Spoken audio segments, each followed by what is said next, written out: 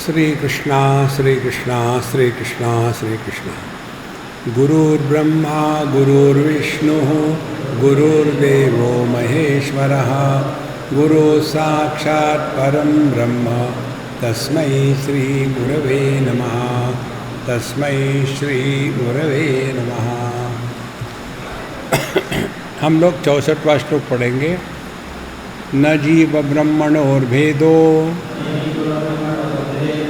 नाम्ना रूपेण विद्यते नाम्नो रूपस्य मिथ्यात्वान् इति वेदान्तडिण्डिमः। न नाम रूपे नियते सर्वत्र व्यभिचारतः अनाम रूप सर्वस्यात् इति वेदान्तडिण्डिमः। जीव ब्रह्मणो भेदा नामना रूपेण न विद्यते। जीव और ब्रह्म इनका नाम और रूप के कारण भेद नहीं हो सकता। देखो, जितने भी भेद है, अनेकता है, अनेकता केवल नाम और रूप के कारण होती है। नाम है शब्द और रूप है आकार। ध्यान से सुनना, बहुत सूक्ष्म विचार है।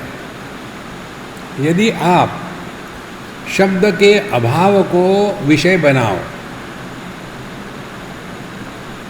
तो आपका मन चैतन्य में घुल जाता है, वैसे ही बर्फ का टुकड़ा पानी में घुल जाता है। कारण क्या है? मन बिना आकार के नहीं रह सकता। सुषुप्ति अवस्था में हमारे मन ने अपने देह के आकार का त्याग कर दिया है और इसीलिए सुषुप्ति अवस्था में हम स्त्री नहीं, पुरुष नहीं, यहाँ नहीं, वहाँ नहीं, अब नहीं, तब नहीं, कुछ भी नहीं। क्योंकि जिस वस्तु को मन ग्रहण करता है उसी वस्तु की सत्ता होती है। और इसीलिए यदि हमने मन को ऐसा विषय दिया कि जो विषय मन ग्रहण नहीं कर सकता, तो कौन सा विषय मन ग्रहण नहीं कर सकता?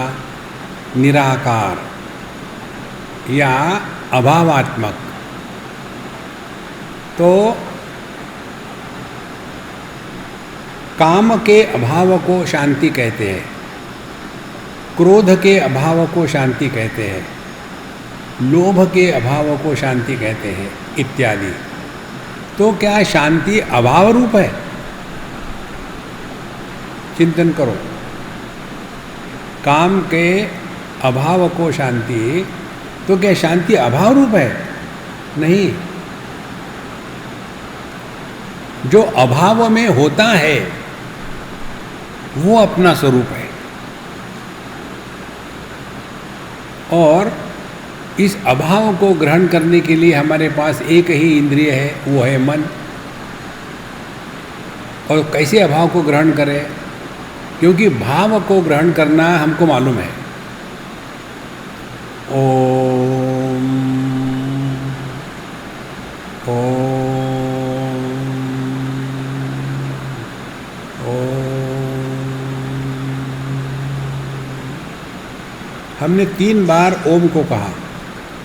ये 3 कैसे हो गए? 2 ओमों के बीच ओम का अभाव था, इसीलिए वो 3 हो गए। तो जब तक के हमने इस अभाव को ग्रहण नहीं किया होगा तब तक के ये 3 नहीं बन सकते। लेकिन इस अभाव को हम ग्रहण करते हैं, यहाँ हमारा ध्यान नहीं होता। कारण क्या है? मन जो है केवल भाव को ही ग्रहण कर सकता है। लय विक्षेपयोः संधौ मनस्तत्र निरामिषम। लय और विक्षेप की संधि जो है वहाँ मन निरामिषम, वहाँ मन चैत्य वस्तु रहित होता है। वहाँ कोई भी वस्तु नहीं, माने सबका अभाव है। तो उस अभावों में कौन है फिर? ध्यान से सुनना, ये उंगली और ये उंगली, ये एक ये दो, इस दोनों के बीच में कौन है? कुछ नहीं है। अरे भाई मैं हूं ना, माने जो सबके अभाव में होता है वो अपना स्वरूप है। यदि इस सिद्धांत को ग्रहण करना है तो क्या साधना करनी पड़ेगी? शांति को हम विषय बनावे, और ये शांति कैसी है? ये अभावात्मक नहीं है। काम के अभाव को शांति कहते हैं, इसका मतलब ये नहीं कि शांति अभावात्मक है। शांति है, और शांति क्या है? मैं। इसको पकड़े तो आप देखेंगे ध्यान करना नहीं पड़ता। फिर ध्यान देते हैं, ध्यान करते नहीं। ध्यान देने की वस्तु है, करने की नहीं है। जैसे अभी आप हमको सुन रहे हैं, बीच में कहते हैं ना कि हाँ आप ठीक से सुनो, ऐसे नहीं कहते ठीक से करो। ध्यान देते हैं, ध्यान करते नहीं। लेकिन ये जितने भी मेडिटेशन के मारे हुए हैं बेचारे ध्यान करते हैं, सफर होते हैं। इसीलिए यह जो नाम रूप का भेद है, जीव ब्रह्मणो भेदो नामना रूपेण विद्यते, तो यहाँ ये नाम रूप को भेद को मिटाना है तो करना क्या है? पहले नाम और उसके अभाव, इन दोनों को स्पष्ट समझ ले, तब पता चलेगा नाम के कारण अनेकता है और नाम के अभाव के कारण एकता है। और जो अभाव में होता है वो अपना स्वरूप है, क्योंकि इसका कभी अभाव होता नहीं। हमको अपने अभाव का अनुभव नहीं आ सकता। अब यदि ये बात पकड़ ली हमने तो क्या ध्यान करोगे मुझे बताओ आप? शांत रहे, ध्यान से सुनना। शांति का श्रवण करना माने क्या? दो बातें। शांति का श्रवण करना माने पहली बात, कानों को छोड़ करके मन में चले गए। क्योंकि मन जब कानों में प्रवेश करता है तब जाकर के शब्द का श्रवण हो सकता है। सुषुप्ति अवस्था में मन कानों में प्रवेश नहीं करता, इसीलिए वहाँ शब्द ग्रहण नहीं होता। तो जब हम शांति को, शब्द के अभाव को विषय बनाएंगे तो क्या होगा? कानों से हट करके मन अपने आप में चला गया।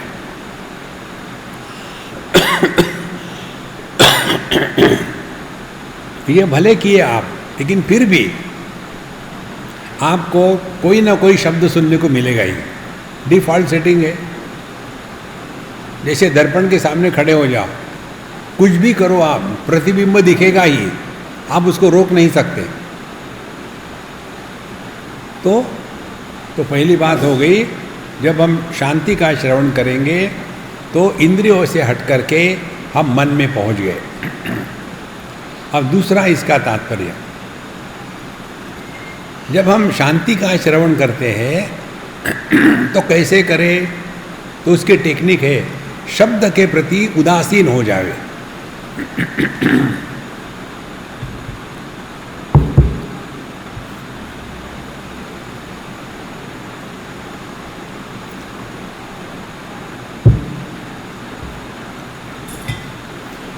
शब्द के प्रति उदासीन होना, यही है शांति का श्रवण करना।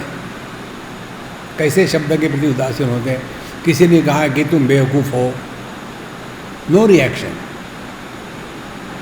किसी ने कहा कि तुम बड़े अच्छे हो, नो रिएक्शन। इसको कहते हैं उदासीन वदासीनम असक्तम तेषु कर्मसु। जहाँ हमने ये एक अभ्यास किया कि अभाव को विषय बनाना है, तब पता चलेगा जीव ब्रह्मणो हो भेदम नामना रूपेण न विद्यते। माने आदमी और पति क्या दो है कि एक ही है? आदमी को ही पति कहते हैं, कारण क्या है? गलती। देखो, जहाँ गलती हो गई वहाँ आदमी का पति बन गया, इसीलिए उसको कहते हैं पतित पावन सीताराम। तो ये आदमी से पति को अलग कर सकते हैं हम। तो जब कहते हैं आदमी और पति रूपेण भेदः न विद्यते, इसी प्रकार से जीव क्या है? परमात्मा की पंचकोशों में जो अभिव्यक्ति है। तो जीव की परिभाषा करनी हो तो क्या क्या होगा? 3 बातें होगी। जैसे अपने दर्पण के प्रतिबिंब को समझना हो तो क्या करना होगा? 3 बातें लगती है उसमें। एक तो अपना चेहरा, दूसरा दर्पण, तीसरा प्रतिबिंब। तीनों को मिलकर के प्रतिबिंब बनता है। इसी प्रकार से पति कौन है? आदमी, पत्नी और पत्नी के सामने पति का लटका हुआ चेहरा, ये 3 बनकर के पति बनता है। इसी प्रकार से जीव, परमात्मा, माया की या पंचकोशों की उपाधि, उस उपाधि में अनंत परमात्मा का शांत प्रतिबिंब। तो ये तीनों को मिलकर के जीव कहते हैं। देखो, यदि आपके पास सामने 10 दर्पण है और आप खड़े हो, तो क्या भिन्न भिन्न दर्पण में भिन्न भिन्न जो प्रतिबिंब है, क्या वो अनेक है? जब तक के दर्पणों को महत्व देंगे तब तक अनेक है। लेकिन ये समझ में यदि आ गया कि प्रतिबिंब दिखता है लेकिन होता नहीं, तो जब होता ही नहीं तो अनेक और एक की बात कहाँ आई? देखो महाराज, इसीलिए जीव अनेक है और ब्रह्म एक है, इसका कोई अर्थ नहीं है। न जीव ब्रह्मणोर भेदः नामना रूपेण विद्यते। यदि हम आभूषणों को भिन्न नाम दे और सुवर्ण का एक ही नाम है सुवर्ण, तो चूंकि हमने अनेक नाम दे दिए तो सुवर्ण और आभूषणों में कोई फर्क हो गया क्या? नहीं। वेदांत की भाषा में कहे तो इस जगत का उपादान कारण परमात्मा है। तो न जीव ब्रह्मणो भेदो नामना रूपेण विद्यते। अब ये यहाँ कारण देते हैं, नाम रूपस्य नामनो रूपस्य मिथ्यात्वात्, क्योंकि नाम रूप मिथ्या है और पूरा जो जीवन है हमारा वो नाम रूप को लेकर ही चल रहा है। देखो, कहीं भी जब जाते तो पहला प्रश्न, आपका नाम क्या है? आप कहाँ से आए? बाबा जी लोगों के बड़े विचित्र होती है बात के, स्वामी जी आपका देह कहाँ का है? देह को पूछो, मुझे नहीं मालूम। सीधा सीधा पूछो कि आप कहाँ के। ये एक ऐसी भाषा से आदमी और कंफ्यूज हो जाता है। इसीलिए नामनो रूपस्य मिथ्यात्वात्, नाम रूप मिथ्या है, इसका कोई तात्पर्य नहीं है। कोई किसी को कुछ कह दे, नाम है सरस्वती और बर्तन मांज रही है, नाम है लक्ष्मी और भीख मांग रही है, नामनो रूपस्य मिथ्यात्वात् इति वेदांत निर्णय। देखो, नाम है गड़बड़ानंद और दुखी है। अरे यार, तुम्हारा नाम आनंद है, दुखी क्यों हो? यदि आपने वेदांत का श्रवण अध्ययन किया है, ध्यान से सुनना, यदि आपने वेदांत का श्रवण अध्ययन किया है, आपको दुखी होने का अधिकार नहीं। फिर दुख का क्या करें? दूसरों को दुखी बनाओ, स्वयं दुखी मत होना। स्वामी जी आप तो गलत बात बता रहे हैं। गलत नहीं बता रहे, करके देखो। दुखी आदमी ही दूसरे को दुखी बनाता है। जो प्रसन्न है वो किसी को दुखी नहीं बनाता। देखो, एक कहीं के स्थान पर एक अम्मा हमारे सत्संग के बाद आई, बहुत गुस्से में थी और मानो मेरी कॉलर पकड़ के मेरे से बात कर रही है। बोले स्वामी जी आप हमेशा कहते हैं मौज में रहो, मौज में रहो, शादी करके दिखाओ, मौज में रहो। माने जो व्यक्ति दुखी है वो दूसरे को सुखी भी नहीं देख सकता। और यदि आप प्रसन्न हो, मस्त हो, तो आप कभी किसी को दुखी नहीं करोगे। इसीलिए नामनो रूपस्य मिथ्यात्वात्, कुछ भी कह लो ना, क्या फर्क पड़ता है। इसका एक उदाहरण आपको बताते हैं। ये हुआ था बम्बई एयरपोर्ट पर। हम अपने फ्लाइट के लिए वेट कर रहे थे, बैठे थे। उतने में एक सज्जन आए, सिंधी होंगे वो, आकर के हमको नमस्कार किया कि बाबा जी नमस्ते। नमस्ते, मैं यहाँ बैठ सकता हूँ क्या? आपने, मुझे क्या मालूम आप बैठ सकते हैं कि नहीं। तो अब आप बैठ सकते हैं कि मैं कैसे जानूँ? ठीक है, मैं बैठ लेता हूँ। बैठ लो। बोले आपका नाम क्या है? अभी तो आपने मुझे कहा बाबा जी। मेरा नाम बाबा जी है। आपके गुरु कौन है? तो मैंने उनके चरण छुए, गुरु महाराज। और इतने वो कंफ्यूज हो गए। फिर कहते हैं कि आप कैसे जाते हो? हमने कहा फ्लाइट से, मेरे पास तो बोर्डिंग पास है। नहीं, इसके लिए पैसे कहाँ से आते आपके पास? हमने कहा जैसे आप मुझे मिले हो, अब बिना कुछ दिए जाओगे क्या?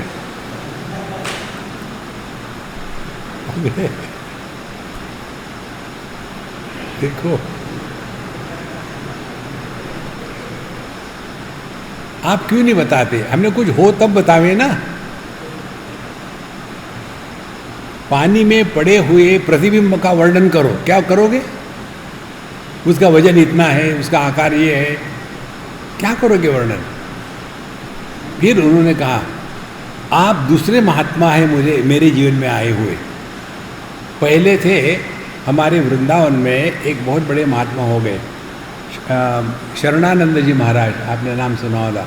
वो, उनका भी जीवन बड़ा दिव्य था। बचपन में जब भारत विभाजित नहीं हुआ था तो वो कोई 8 साल के 9 साल के थे, उनकी आंखें ख़त्म हो गई थी। उसके बाद उनके जितने जो भांजे भतीजे जो है सब लूट लिया और इनको रास्ते पर छोड़ दिया। तो ये किसी साधु मंडली में लग गए, उनके साथ रहते रहते बहुत भगवान के बड़े भक्त बन गए। और इतनी सुंदर बात है, कोई उन्होंने अध्ययन नहीं किया, कुछ नहीं, अंधे ही थे, यतीम थे, कोई नहीं उनका। तो बोले वो आपके जैसे बोलते थे। मैंने बोला मैं अंधा नहीं हूँ, मैं ठीक देखता हूँ। बोले वैसी बात नहीं, उन्होंने कभी भी कुछ नहीं बताया कि कौन है, कहाँ से आए, क्या आए। देखो महाराज, नामनो रूपस्य मिथ्यात्वात् इति वेदांत डिंडे, कोई उसका अर्थ नहीं तो हम उसी में फंसे रहते हैं। आगे कहते हैं न नाम रूपे नियते सर्वत्र व्यभिचारतः अनाम रूप सर्वस्यात् इति वेदांत डिंडिमः। नामनो रूपस्य मिथ्यात्वात्, मिथ्या का तात्पर्य क्या है? मिथ्या का तात्पर्य है जो प्रतीत होता है लेकिन जो होता नहीं, उसको मिथ्यात्व कहते हैं। तो नाम कुछ भी हो, इसीलिए ये नाम रूप के चक्कर में फंसना नहीं। अब यहाँ एक प्रसंग आता है, फिर सब नाम रूप मिथ्या है तो सीताराम सीताराम क्यों कहे? नाम मिथ्या है ना, तो भगवान का नाम क्यों ले? ये सवाल आता है। देखो, सुवर्ण को आभूषण कहना, यह सुवर्ण को अपमानित करना है। कारण कि आभूषण क्या है? यह नाम रूप से परिच्छिन्न हो गया है। यदि अंगूठी होगी तो उसको पायल नहीं बोल सकते, यदि अंगूठी होगी तो छोटी होगी, यदि अंगूठी होगी तो गले में नहीं डाल सकते। तो वो परिच्छिन्नता के कारण वो संपूर्ण नहीं है। लेकिन सुवर्ण जो है, अंगूठी को सुवर्ण कहो तो ठीक है, लेकिन सुवर्ण को अंगूठी कहो तो गलत है। इसको कहते हैं नामनो रूपस्य मिथ्यात्वात्, क्योंकि अंगूठी के नाम रूप बदल सकते हैं, सुवर्ण नहीं बदल सकता। इसी प्रकार से बचपन में हम बालक थे, फिर हम कुमार हो गए, फिर हम और बड़े हो गए, फिर हम मध्यम वय में आ गए। कितना नाम रूप बदल रहा है, लेकिन इन सब का आधार हम ज्यों के त्यों हैं। इसीलिए नामनो रूपस्य मिथ्यात्वाद इति वेदांत डिण्डिमः।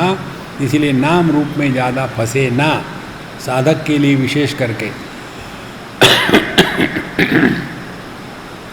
अच्छा, न नाम रूपे नियते सर्वत्र व्यभिचारतः। नाम रूप नियमित नहीं है, हमेशा बदलते रहते हैं। देखो, पहले अपने नाम कुछ और होता है, फिर ब्रह्मचारी की दीक्षा होती है तो उसमें नाम है। एक ने मुझे पूछा था, स्वामी जी मुझे ब्रह्मचारी की दीक्षा लेनी है तो आप मुझे क्या नाम दोगे? हमने कहा हम तुमको नाम देंगे जड़ चैतन्य। मजा आ गया। ये जड़ चैतन्य क्यों? हमने कहा तुम जड़ हो इसलिए, और चैतन्य बनना चाहते हो, कुछ बनो मत महाराज। देखो, और फिर चैतन्य खत्म हो गया, अब हमको दीक्षा लेनी है सन्यास की। देखो, और फिर वहाँ दूसरा नाम दे दिया, दूसरा रंग बदल गया। नाम रूप नामनो रूपस्य मिथ्यात्वाद, इसीलिए न नाम रूपे नियते सर्वत्र व्यभिचारतः अनाम रूप सर्वस्यात्। जिसका कोई नाम नहीं, रूप नहीं है, वही सत्य है। और ये नाम रूप के अभाव को जब हम विषय बनाते हैं तब इसका जो अनुभव है वो आप शब्दों में वर्णन नहीं कर सकते। विषय जितना सूक्ष्म होता है उतनी वाणी हमारी पंगु हो जाती है। आपको पृथ्वी के बारे में बोलना है तो आप इतना सारा बोलोगे, फिर पानी के बारे में बोलना है तो कम बोलोगे, फिर अग्नि के बारे में बोलना है तो और कम बोलोगे, वायु के बारे में बोलना है तो और कम बोलोगे, आकाश के बारे में क्या बोलोगे? देखो तो सूक्ष्मता कैसी है। पृथ्वी में पांचों गुण स्पष्ट दिखते हैं, शब्द स्पर्श रूप रस गंध, पांचों तन्मात्रा पृथ्वी में उपलब्ध है। और फिर पानी में शब्द स्पर्श रूप रस गंध नहीं, केवल अपना वाराणसी का पानी छोड़ करके कहीं गंध नहीं आता पानी का। देखो, मुझे इसका बड़ा आश्चर्य लगता है कि गंगा जी बहती है लेकिन यहाँ के पानी में बहुत बड़े सॉल्ट है, और हमारे बम्बई के बगल में समुंदर है लेकिन पानी मीठा है। भगवान की लीला है। तो पानी में 4 ही गुण है इसलिए सूक्ष्म है, अग्नि में 3 ही गुण है, शब्द स्पर्श रूप रसगंध नहीं है। इसीलिए दक्षिण भारत में एक उडुपी होटल नाम के होटल होते, उडुपी होटल, और वहाँ आपको खाने को देंगे ना इडली डोसा सांभर, इतना गरम गरम स्टीम हॉट उबलता हुआ देंगे आपको। फिर आप खाओगे, कैसा है? गरम है, टेस्ट का सवाल ही नहीं। गरम गरम खाओ तो टेस्ट कहाँ आता है? क्योंकि अग्नि सूक्ष्म है, और उससे भी सूक्ष्म चले जाओ वायु में, उसमें 2 ही गुण हैं, शब्द स्पर्श, और आकाश में चले जाओ केवल शब्द। और ये आकाश किसकी अभिव्यक्ति है? ये मन का प्रसारण है। तो मन के बारे में क्या बोलोगे? इसीलिए अनाम रूप, जिसका नाम रूप इत्यादि नहीं है, इसीलिए यह अनाम रूप सर्वस्यात् इति वेदांत डिण्डिमः। जो सभी नाम रूप का आधार है उसका अपना कोई नाम रूप नहीं है। भगवद गीता के 9वें अध्याय में ये विषय को भगवान ने बहुत स्पष्ट रूप से बताया है। इसी का विस्तार फिर उन्होंने 13वें अध्याय में किया है, फिर उसका विस्तार उन्होंने 15वें में किया है। वही बात फिर उन्होंने जा कर के 18वें अध्याय में बताई है। एक ही चीज़ को 10 बार बताया है कि यह नाम रूप के परे चले जावे। मया ततमिदं सर्वं जगदव्यक्तमूर्तिना मत्स्थानि सर्वभूतानि न चाहम तेष्वस्थितः। मैं अव्यक्त मूर्ति हूँ, मेरा कोई आकार नहीं, लेकिन ये सभी आकार मुझ में है। लेकिन मैं उन आकारों में नहीं हूँ, क्योंकि आकार बनते हैं बिगड़ते हैं, मैं बनता बिगड़ता नहीं। और मेरे दृष्टि से देखो तो ना मुझ में आकार है, ना रूप है, ना रंग है। इस ज्ञान से परिपूर्ण होकर के जीवन जीना, यही वेदांत की साधना है। 66वां श्लोक। न जीव ब्रह्मणोर्भेदः पिंड ब्रह्मांड भेदतः व्यष्टे समष्टेर एकत्वात् इति वेदांत डिंडिमः। जीव ब्रह्मणोर भेदः पिंड ब्रह्मांड भेदतः न, जीव और ब्रह्म इनका भेद व्यष्टि समष्टि के रूप में नहीं हो सकता। कारण क्या है? व्यष्टे समष्टे एकत्वात्। कल आपको बताया था हमारा स्थूल देह पृथ्वी तत्व के अलग होकर के नहीं रह सकता। इस प्रकार से हमारा वैयक्तिक जो जीवन है वो समष्टि के साथ एक ही है। तो स्थूल देह का पृथ्वी के साथ संबंध, फिर शरीर में जितने भी द्रव पदार्थ है उसका पानी के साथ संबंध, फिर शरीर में जितने भी पाचन इत्यादि प्रक्रिया है वो अग्नि का संबंध, उसके बाद जो मन में अनेक प्रकार के विकार आकार प्रकार आते हैं वो वायु का संबंध, और आकाश जो मन में निराशा इत्यादि आती है ये आकाश के गुण, ये सभी के सभी व्यष्टि समष्टि में एक ही है, अलग अलग नहीं है। देखो, इसीलिए पिंड ब्रह्मांड का भेद नहीं हो सकता। कारण क्या है? व्यष्टे समष्टे है एकत्वाद। व्यष्टि समष्टि को अलग करके नहीं रह सकते हम। इसका अभ्यास करने के लिए आपको एक टेक्निक बता दी, इसको समझ लेना है। हमारे टेक्निक समझदारी के फिजिकल नहीं है। हम लोगों के स्थूल देह अलग अलग है, ये बात समझ में आती है। हम लोगों का जो यह जगत में जीवन है वो अलग अलग है। मेरा जीवन अलग है, आपका अलग है, सबका अलग अलग है। उसी प्रकार से हमारे आपके मन अलग अलग है। आपकी परेशानी अलग, मेरी परेशानी अलग, इसीलिए मेरे सपने अलग, आपके सपने अलग। एक बार एक बच्चे ने मुझे पूछा था, स्वामी जी आप सपना देखते हैं क्या? हाँ देखता हूँ। तो बोले मैं भी देखता हूँ। मैं तुमने क्या सपना देखा? बोले मैंने एक बार सपना देखा, मेरे पिताजी ने मुझे बहुत डांटा। क्या हो गया? बोले मैं सुबह उठा, रोते रोते उठा, और पिताजी सुबह बोले क्या रो रहा है? एकदम सुबह सुबह उठे उठे अपने माँ के जैसा है, सुबह सुबह रोना शुरू कर देता है। फिर वो रो रहा था। फिर बाप ने पूछा क्या हो गया बेटा, क्यों रो रहे हो?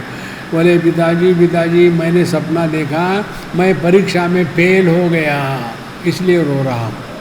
तो पिताजी कहते सपने में भी पास नहीं हो सकता, तो असली कैसे पास हो जाओगे? देखो महाराज, ये स्वप्न नाम की कोई वस्तु नहीं है, फिर भी हमारे सबके सपने अलग अलग हैं। अब स्थूल देह अलग हो गए, उसके अनुभव अलग हो गए। सूक्ष्म देह अलग है, उसके वो अनुभव अलग है। तीसरा है कारण देह, आनंदमय कोश। हम सब का कारण देह एक है। ये बात आपके गले उतारनी पड़ेगी। जिस दिन इसको ग्रहण करोगे ना, तो आपके विचारों में आमूलाग्र परिवर्तन आ जाएगा। जैसे देखो, लहरें अनेक है, लहरों के रूप, रंग, नाम अलग अलग है, उनकी जीवनी अलग अलग है, लेकिन समुद्र एक है। एक ही समुद्र में से अनेक लहरें निकली है।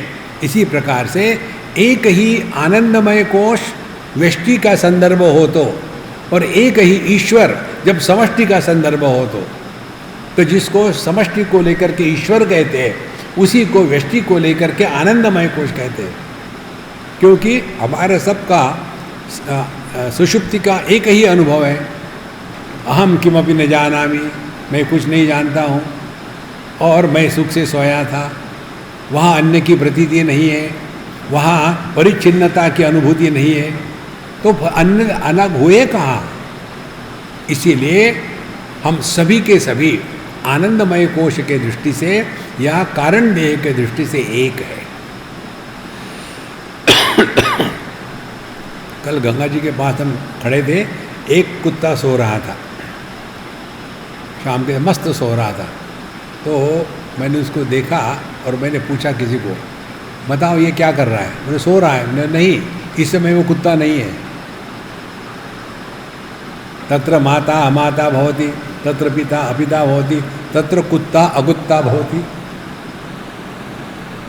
नींद में हाँ, पुरुष नहीं, स्त्री नहीं, हाथी नहीं, घोड़े नहीं, कुत्ते नहीं, बिल्ली नहीं, क्योंकि आनंदमय कोश या कारण देह या ईश्वर एक है।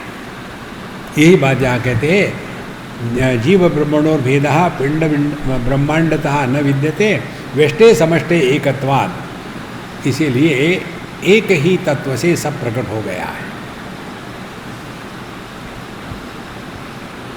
एक लीला की कहानी आती है योग वाशिष्ठ में।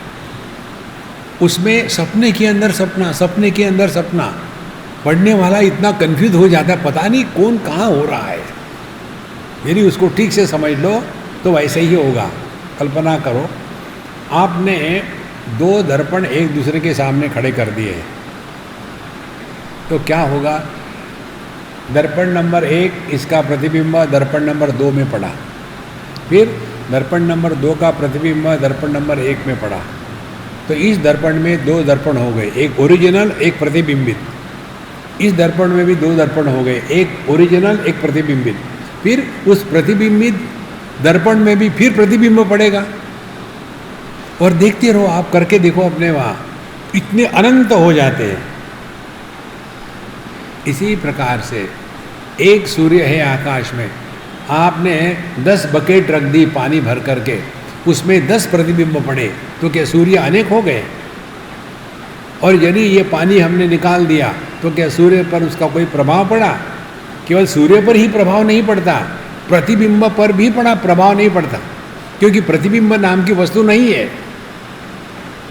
जैसे पानी में से मछली निकाल सकते हैं हम लोग, क्या पानी में से प्रतिबिंब को निकाल सकते हैं? है ही नहीं वो, मिथ्यात्वाद। इसीलिए समष्टे वेष्टे समष्टे एकत्वाद इति वेदांत डिंडिमा। अगला श्लोक, ब्रह्म सत्यम जगन्मिथ्या जीवो ब्रह्मैव नापरः जीवन मुक्तस्तु तद्विद्वान् इति वेदांत डिंडिमः। ब्रह्म सत्यम जगन मिथ्या, इसको लेकर के ये कई लोगों को बड़ा गुस्सा आता है। कारण क्या है? ना समझी, इसका अर्थ नहीं समझे। 3 बातें होती है, एक सत, दूसरा असत और तीसरा होता है मिथ्या। असत माने जो है ही नहीं। देखो, एक बार एक स्कूल में मैं बच्चों को पढ़ा रहा था, ये सत असत की बात कहानियों के माध्यम से। हमने कहा देखो, मेरे आँखों पर चश्मा है ना? बोले हाँ है, इसको कहते हैं सत। मेरे होठों के ऊपर में नाक है ना? बोले हाँ, बोले इसको कहते सत। मेरे सर पर सिंग नहीं है ना? बोले नहीं है, उसको कहते असत। जब मैं ऐसे बात कर रहा था तो एक बच्चा था, उसका इंटरेस्ट ही नहीं, वो अपने में दिख रहा था इधर उधर। हे मैंने तू बता। तो क्या बताऊं? मेरे सर पर सिंग है क्या? बोले अभी तो नहीं है, पता नहीं बाद में आ जाए। तो जो न होते हुए भी प्रतीत होता है उसको कहते मिथ्या। ये मिथ्या के 2-3 बातें समझ ले। क्योंकि किसका अनुभव होता है इसीलिए वो सत्य है नहीं, क्योंकि उसका उपयोग होता है इसीलिए सत्य है नहीं। देखो उदाहरण के लिए, पृथ्वी पर आपने देखा होगा, पृथ्वी का ग्लोब जो है उस पर लॉन्जिट्यूड लैटिट्यूड की लाइनें होती है ना? तो क्या ऐसी लाइनें हैं क्या पृथ्वी पर? लेकिन उसका फायदा होता है ना। तो इसीलिए लॉन्जिट्यूड लैटिट्यूड को सत्य मानेंगे क्या? नहीं, बिल्कुल स्पष्ट समझ लो। पूर्व पश्चिम उत्तर दक्षिण, ये कब है? जब हम जागृत अवस्था में हैं तब। सोते समय पैर को दक्षिण दिशा में करके नहीं सोना चाहिए, बच्चों को सुला दिया। रात में घड़ी के कांटे के जैसे घूमते रहते, किधर गए पैर आपके? इसीलिए महाराज, जो प्रतीत होता है लेकिन होता नहीं, उसको मिथ्या कहते हैं, पहली बात। अब दूसरी बात, मिथ्या प्रत्यय परिस्थिति विशेष में ही हो सकता है, हमेशा नहीं हो सकता। परिस्थिति विशेष माने क्या? हमको यदि मृग तृष्णा का दर्शन होना हो तो मृग तृष्णा का दर्शन होता है केवल दिन को 12 बजे, जब सूर्य की किरणें पृथ्वी पर परपेंडिकुलर गिरती है, गर्मी के कारण वो किरणें हिलती है और वहाँ पानी की प्रतिमा दिखती है, होता नहीं पानी। शाम के समय में आपको मृग तृष्णा कभी नहीं दिख सकती, इसीलिए मृग तृष्णा भ्रांति है। अब ध्यान से सुनना, बहुत महत्व की बात है। जागृत अवस्था कब होती है? जब हमारा स्थूल देह के साथ तादात्म्य है। स्थूल देह के साथ तादात्म्य नहीं है तो जागृत अवस्था नहीं है। अब इसको ठीक से समझ लेना। एक बार की बात है, हमको कहीं खाने को बुलाया था।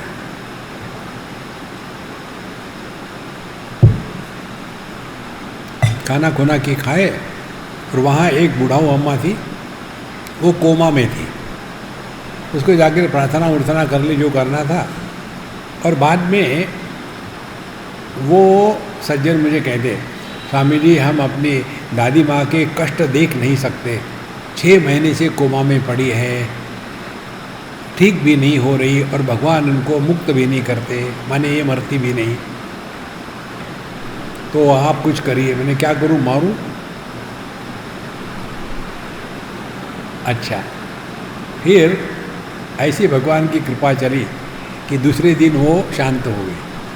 फिर वो सज्जन मुझे मिलने आए, स्वामी जी आप धन्य हो। मैंने क्या हो गया? मुझे डर लगा, क्या हो गया? वो जिंदा हो गई तो मुझे मारने आए, और मर गए तो लोग मेरे आशीर्वाद से मरते हैं। तो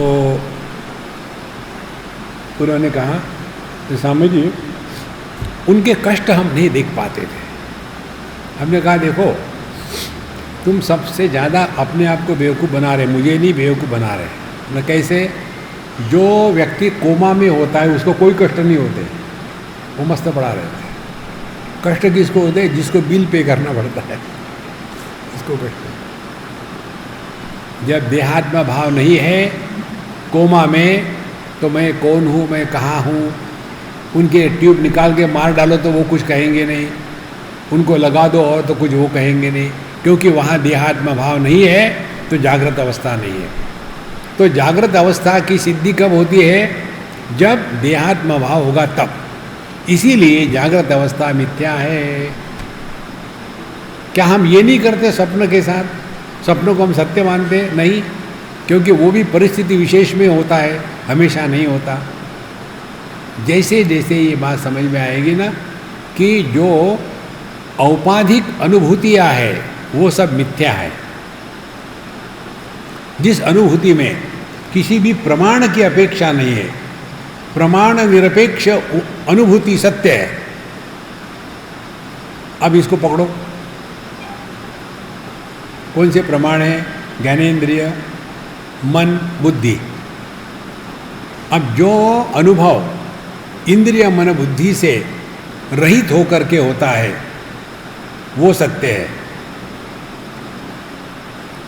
और जिस अनुभूति में इनका व्यापार होता है वो मिथ्या है। अब इसका अंदर में सूक्ष्मता से चिंतन करो। देखो, एक बार मैं किसी के यहाँ चाय पीने गया था और उनके यहाँ नई बहू आई थी विवाह करके, तो मेरे लिए चाय ले आई।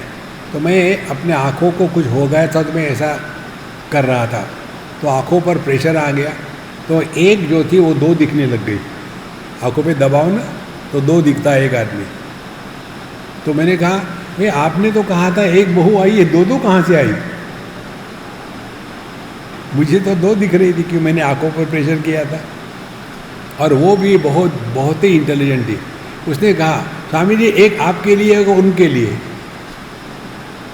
माने जो दूसरा दिख रहा था वो नहीं था, इसी प्रकार से इंद्रिय मन बुद्धि का व्यापार शांत हो जाए, उसके पश्चात जो अनुभव है वही सत्य है, वही ब्रह्म है। इसीलिए ब्रह्म सत्यम जगन मिथ्या। और दूसरी महत्व की बात, जगत कहाँ से शुरू होता है? अपने देहात्म भाव से। और जब जगत कहाँ तक रहता है? जब तक के देहात्म भाव है। जगत का प्रलय कब होता है? जहाँ देहात्म भाव समाप्त हो गया। इसलिए यहाँ ये जो बातें बताते, सूक्ष्मता से चिंतन करें और इसका अभ्यास करें। तो ब्रह्म सत्यम जगन मिथ्या, जीवो ब्रह्मैव नापरः। और इसी प्रकार से जीव जो है, जीव मिथ्या है और ब्रह्म सत्य है। इसको अभ्यास करने के लिए ये बात समझ ले कि जीव क्या है। देखो, जीव नाम की कोई वस्तु नहीं है। जैसे पति कौन है? पति नाम की कोई वस्तु नहीं है। आदमी को ही पति कहते हैं परिस्थिति विशेष में। इसी प्रकार से ब्रह्म को ही जीव कहते हैं परिस्थिति विशेष में। कौन सी परिस्थिति विशेष है? वो है कि जब परमात्मा ब्रह्म पंचकोशों से प्रकट होता है, तब उसको जीव कहते हैं।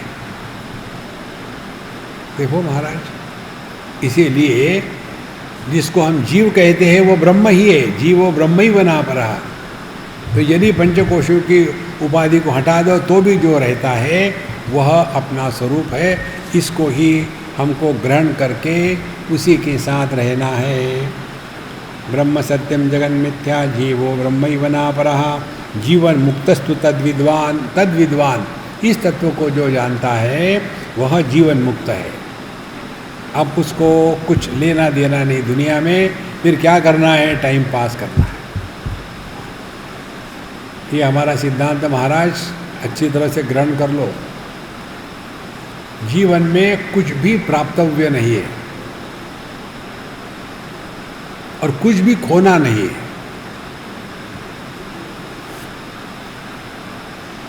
खोना होता है भूतकाल को लेकर के। मैंने अपना बचपन खो दिया, मैंने अपना यौवन खो दिया। प्राप्त क्या करना है? मुझे भगवान का दर्शन करना है, मुझे गॉड रियलाइजेशन चाहिए। मन अभी कौन हो फिर आप? जीवो ब्रह्मैव नापरः। लेकिन इसी में पूरा जीवन जाता है। इसीलिए असली साधना क्या है? हमको मोक्ष भी नहीं चाहिए। मोक्ष तो उसको चाहिए ना कि जिसने बंधन को स्वीकार किया है। अब बंधन कहाँ है हमको बताओ? कहीं नहीं है।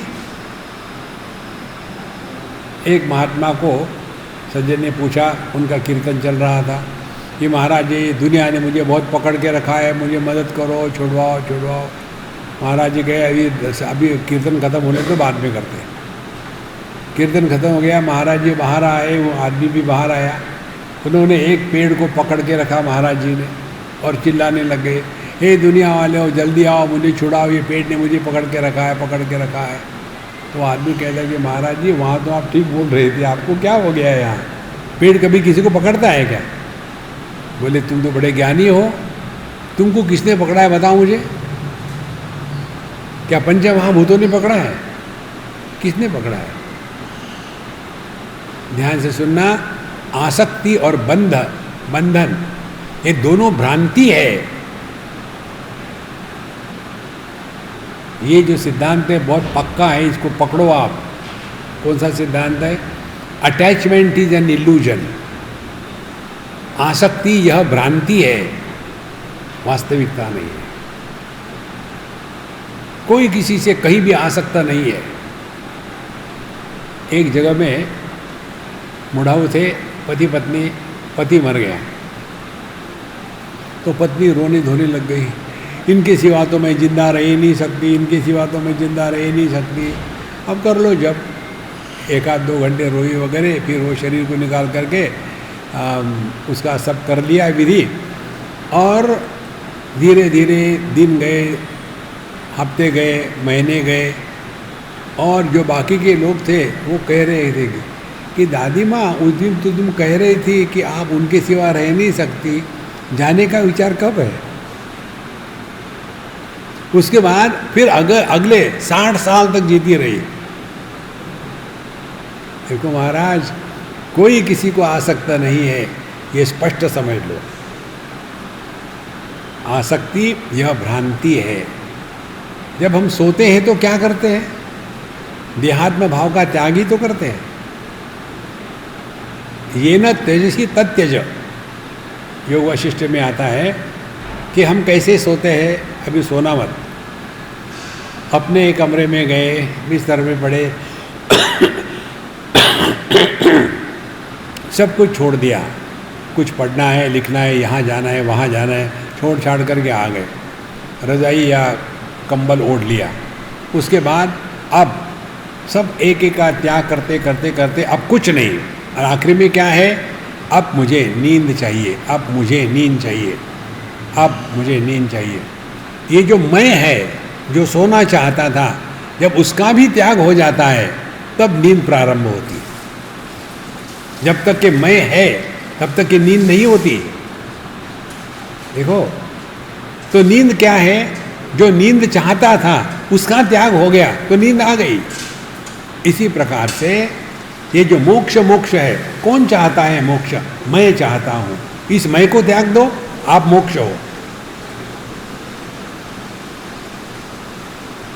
जब तक के ये कर्तृत्वाभिमान है, परेशानी है, धक्के खाते रहो, कुछ नहीं होने वाला। रिलैक्स। आध्यात्मिक साधना कोई पनिशमेंट नहीं है, एकदम आनंद ही आनंद है। और देखो, हम लोग हिंदू हैं तो फायदा मालूम है क्या? इस जन्म में नहीं तो अगले जन्म में क्या फर्क पड़ता है यार, कहीं ना कहीं टाइम पास करना है। मुझे तो इसी जन्म में चाहिए, क्या करोगे? बोर हो जाओगे। अच्छा है, टाइम पास हो, कहीं आ गए, वहाँ गए। रिलैक्स। गंभीर आनंद बन करके मत रहो बाबा, नहीं तो पूरा जीवन ऐसा जाता है, अरे बाप रे आ गए, जैसे किसी ने एक मुट्ठी भर खटमल खा ली हो। ब्रह्म सत्यम जगन मिथ्या जीवो ब्रह्मैव नापरः जीवन मुक्तस्तु तद्विद्वान। इसको जानने वाला तद्विद्वान जीवन मुक्त हाथु। अब उसको जीवन मुक्ति हो गई है। अब योगरतो वा भोगरतो वा संगरतो वा संग विहीना यस्य ब्रह्मणि रमते चित्तम नंदति नंदति नंदति। अगला श्लोक, अनाम रूपम सकलम सन्मयम चिन्मयम परम कुतो भेद कुतो बंधः इति वेदांत डिंडिमः। यदि सभी का सभी अनाम रूपम है, ना तो नाम है ना रूप है, क्योंकि नाम रूप से ही भेद होता है। देखो, हम ही नाम रूप दे देते हैं, ये यूपी है, ये झारखंड है, ये उत्तरांचल है, और ये बिहार है तो एक ही पृथ्वी। देखो महाराज, इसीलिए अनाम रूपम सकलम सन्मयम चिन्मयम परम, सबका सद सच्चिदानंद ही है और कुछ नहीं है। कुतो भेद कुतो बंधः, कहाँ भेद है और किसका बंधन है किसको? क्या लहरें समुद्र को बंधन में डाल सकती है? क्या समुद्र पानी को बंधन में डाल सकता है? तो कौन हमको बंधन में डाल रहा है? जगत की कोई भी वस्तु ऐसे नहीं कहती कि तुम मत जाओ, कोई नहीं कहता। ये उपदेश जो भगवान कृष्ण ने 11वें स्कंद में उद्धव जी को दिया है, ये हमारा सबसे प्यारा उपदेश है, हमको ये बहुत अच्छा लगता है। वहाँ भगवान कहते हैं उद्धव जी को कि देखो, तुमको कैसे रहना है तो ऐसा रहो, किसी को ना आओ कहो, किसी को ना जाओ कहो। देखो, किसी की तारीफ ना करो, किसी की निंदा ना करो। और फिर कहते हैं, ऐसा करने का कहने का तात्पर्य क्या है? आपने उसको सत्यत्व प्रदान नहीं किया। जो सत्य होता है उसी को लेकर के निंदा तारीफ या तो फिर आओ जाओ कह सकते हैं। देखो महाराज, इसीलिए ये जगत ऐसा ही है, इसमें हमको फंसना नहीं है। अनाम रूपम सकलम सन्मयम चिन्मयम परम कुतो भेद कुतो बंधा, कहाँ भेद है, सभी वही के वही है। देखो एक हमारा पुराना अनुभव है, एक क्रिश्चियन कपल था, जवान थे, हमारे बड़े अच्छे मित्र थे, और वो जो सज्जन थे वो टैक्सी ड्राइवर थे। तो हमारे साथ अच्छा उनका चलता था, कई बार हमको वहाँ ले जाते थे, पैसे नहीं लेते थे, इसलिए वो अच्छे थे। सच बताना ठीक है ना? बोले नहीं बाबा जी हम आपसे पैसे नहीं लेंगे, हमको आपके साथ बहुत आनंद आता है। ठीक है। एक बार उनके पत्नी का कोई बच्चा हो गया, तो उन्होंने मुझे कहा कि स्वामी जी आपकी कैथी, उसका नाम कैथी था, आपके कैथी को बच्चा हो गया है, हॉस्पिटल में है वो। हमने कहा देखो अभी तो मैं बिज़ी हूँ, शाम को सत्संग के बाद में आऊँगा उसको मिलने के लिए। वो कभी मेरे सत्संग में नहीं आया। उस दिन मैं देखा बाहर खड़ा था सत्संग के, मैंने बोला ये क्या हो गया यार, कैसे आ गए, मुंह लटका हुआ है, हो क्या गया? बोले उसको बहुत ब्लीडिंग हो रहा है, और हमने कहा उसके माँ बाप भाई बहन किसी को देखो, उसका खून चढ़ाओ, ठीक हो जाएगी, ब्लीडिंग कोई खास बात नहीं है। बोले मैंने पूछा कहा, वो कहते कि हमारे धर्म में किसी को खून देना अलाउड नहीं है, पाप लगता है। हमने कहा यार अब तुम अपने भगवान की प्रार्थना करो मेरा खून उसको लग जाए, करो प्रार्थना। हम गए हॉस्पिटल में, खून टेस्ट किया और उसको लग गया, उसको खून दे दिया, ठीक हो गई वो। फिर 8-15 दिन के बाद हम उसको मिले, हमने कहा हे बोतल क्रिश्चियन और लीकर हिंदू, तुम कौन हो? खून तो मेरा था, मैं तो हिंदू हूँ ना, और बोतल क्या थी? क्रिश्चियन थी। जब तक के ये भेद की दृष्टि रहेगी तब तक के तत्व का दर्शन नहीं होगा। देखो महाराज, हमारे मन में किसी के भी प्रति घृणा कभी ना हो। घृणा, लज्जा, जाति, क्रिया, कुल, चरित्र, ये 8 पाश बताए हैं। इन 8 पाशों से जो बंधा है उसको जीव कहते हैं, और जो सभी पाशों से मुक्त है उसी को शिव कहते हैं। अनाम रूपम सकलम सन्मयम चिन्मयम परम कुतो भेद कुतो बंधः इति वेदांत डिंडिमः। 69 न तत्वात् कथ्यते लोको नामाद्यैर्व्यभिचारतः बटुर्जरठ इत्यादैः इति वेदांत डिंडिमः। बटु, जरठ इत्यादि, एक कोई बालक है, कोई बुढ़ाऊ है, ये जो भिन्न भिन्न नाम है, न तत्वात् कथ्यते लोकः, तत्व की दृष्टि से किसी को भी बालक या बूढ़ा नहीं कहा जाता है। न तत्वात् कथ्यते लोकः, फिर किसके द्वारा कहते हैं? देह को लेकर के कि ये बालक है, ये बुढ़ाऊ है। लेकिन कैसे? नामादेहि व्यभिचारतः, क्योंकि तत्व पर ही ये भिन्न भिन्न नाम अध्यारोपित किए गए। जिसको पहले हम बालक कहते थे उसी को फिर जवान कहते हैं, उसी को फिर बुढ़ाऊ कहते हैं, लेकिन उसमें जो तत्व है एक ही है। इसीलिए जब हमारी दृष्टि तत्व के तरफ होगी तो ना कोई अपना है ना कोई पराया है, केवल आनंद ही आनंद है। देखो महाराज, इस आनंद की साधना को हृदय में उतार लो। ये साधना भगवान कृष्ण की दी हुई है। 18वें अध्याय में 48, 49, 50, 51, 52 ये 5 श्लोक शायद है। उसके बाद का 54वां श्लोक आता है। वहाँ ये 5 श्लोकों में जो साधना बताई है उसका फल दिया है। वहाँ कहते हैं भगवान ब्रह्मभूत प्रसन्नात्मा, माने जिसने ये 5 श्लोकों की साधना करी है, और ये ज्ञान साधना है, इसमें कर्म का कोई चक्कर नहीं। ये ज्ञान साधना करने से फिर होगा क्या? ब्रह्मभूतः, आप अपने ब्रह्म स्वरूप में वापस लौट के आ जाओगे। फिर उसके क्या लक्षण है? ब्रह्मभूत हो गए तो प्रसन्नात्मा, आप हमेशा प्रसन्न रहोगे, मौज में रहोगे। इसका क्या अर्थ है? मौज में रहेंगे, प्रसन्न रहेंगे। न शोचती न कांक्षती, भूतकाल के भूत को उतार देते हैं। और न कांक्षती, भविष्य की चिंता में अपने आप को बर्बाद नहीं करते। देखो अपने जीवन में देखो तो हम करते क्या है? वही या तो भूतकाल की स्मृतियों में भटक रहे हैं, या तो भविष्य की चिंता में वर्तमान को नष्ट कर रहे हैं। न शोचती न कांक्षती, वो है प्रसन्न आत्मा। और फिर वो कैसा होगा? समहा सर्वेषु भूतेषु, सबके प्रति समानत्व। इसीलिए हमने आपको बताया सबसे बड़ी साधना मन के समत्व का किसी के भी साथ मोल ना करे। समत्वम योग उच्यते, निर्दोषम ही समम ब्रह्म तस्मात् ते ब्रह्मणि स्थिताः। बहुत महत्व की बात है ये। इसीलिए न तत्वात् कथ्यते लोको नामादेहि व्यभिचारता।